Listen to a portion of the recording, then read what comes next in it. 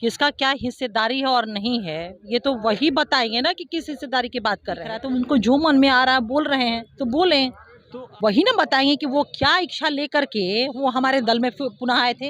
वो तो चले गए थे, फिर हमारे दल में आए, तो कौन सी इच्छा लेकर के वो आए, तो इसको तो स्पष्ट वही ना करेंगे। अरे भाई, प्रभाव क्या पड़ना है, वो जाना है वो चले जाए।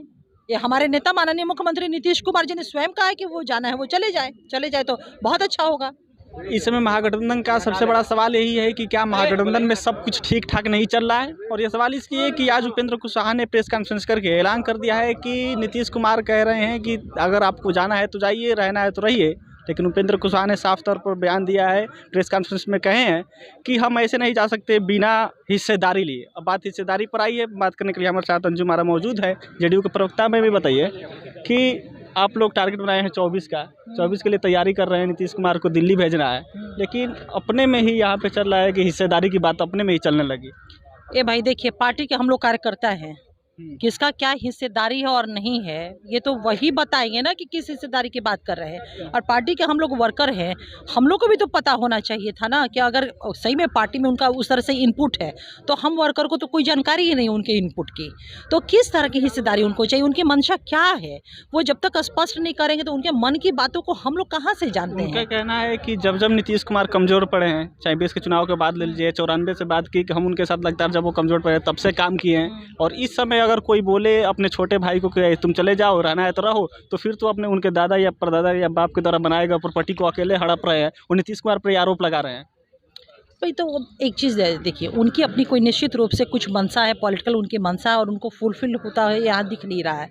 तो अब जब उनकी अपनी जो इच्छा है उनको फुलफिल होते हुए नहीं दिख रहा है, तो उनको जो मन में आ रहा है बोल रहे हैं तो बोलें।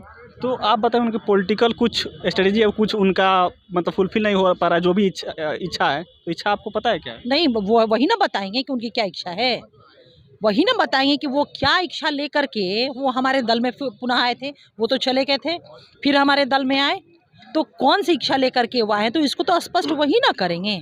तो उनका सीधा सा कहना है कि हम बिना हिस्सेदार लिए नहीं जाएंगे, इसलिए कि जब कमजोर पड़े नीतीश कुमार। हिस्सेदारी तो हम लोगों ने पूछने की कोशिश किया तो उन्होंने बताया कि अगले प्रेस कॉन्फ्रेंस में हम क्लियर करेंगे। ठीक है, तब ये सवाल का जवाब हम लोग दे पाएंगे। हम लोग को तो स्वयं नहीं पता कि किस तरह की हिस्सेदारी की वो बात कर रहे हैं। एक शब्दावली यूज करें, हिस्सेदारी, किस तरह की हिस्सेदारी, कैसी हिस्सेदारी। तो वो एक आरोप लगा रहे हैं कि नीतीश कुमार या जेडीयू को और भी नेता ले लीजिए, वो दूसरे किसी सलाहकार पर चल रहे हैं, सलाह पर चल रहे हैं, इसलिए सब चीजें बिगड़ रहा है। नीतीश कुमार को अल्टीमेटम ये तय तो माननीय मुख्यमंत्री जी ना करेंगे कि उनको किस तरह से काम करना है।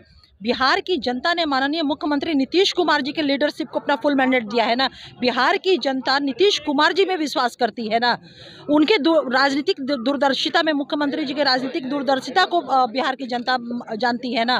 तो ये नेता को तय करना है, मुख्यमंत्री जी को तय करना है कि किसके साथ वो किसके परामर्श लेंगे और किससे परामर्श नहीं लेंगे, या स्वयं वो निर्णय लेकर के आगे काम करेंगे। ये कोई कैसे डायरेक्ट कर सकता है। आखिरी सवाल लेते हैं कि ये बताइए, अगर उपेंद्र कुशवाहा जेडीयू छोड़कर जाते हैं तो जेडीयू पर क्या प्रभाव पड़ेगा 24 के इलेक्शन को लेकर? अरे भाई, प्रभाव क्या पड़ना है, वो जाना है वो चले जाए। ये हमारे नेता माननीय मुख्यमंत्री नीतीश कुमार जी ने स्वयं कहा है कि वो जाना है वो चले जाए तो बहुत अच्छा होगा।